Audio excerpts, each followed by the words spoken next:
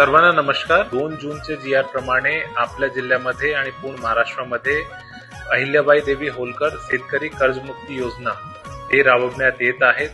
माझ्या सर्व शेतकरी बंधूंना आवाहन आहे की आपण जवळचे जे CSC केंद्र आहे किंवा आपले सरकार सेवा केंद्र आहे त्या ठिकाणी जावा आणि आपला आधार KYC यामध्ये कंप्लीट करावे।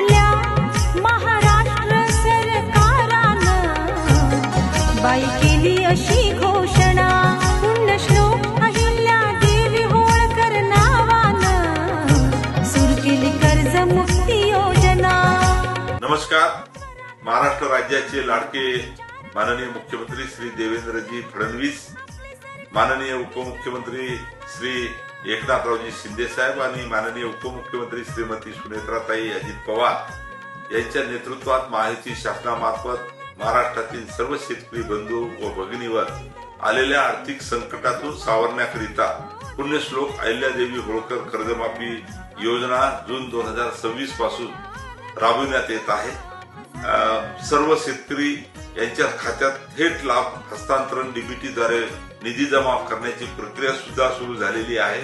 त्यानुसार गावनिहाय पात्र याद्या लाभार्थ्यांच्या लावलेल्या आहेत आणि मी आज आपल्या सर्वांना विनंती करतो की सर्व शेतकरी बंधू व भगिनींनी आपल्या जवळच्या आपले सरकार किंवा सेतू सुविधा केंद्र मध्ये जाऊन आपली eKYC पूर्ण करावी आणि याचा लाभ घ्यावा।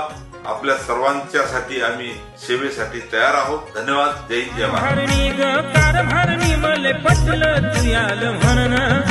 शेतकऱ्यांना दिलाय धीर महाराष्ट्र शासनानं, देवा भाऊ सुनेत्रा वहिनीनं एकनाथजी शिंदे साहेबानं शेतकऱ्यांचं दुःख जाणलं, माया डोक्यावरचं टेन्शन गेलं।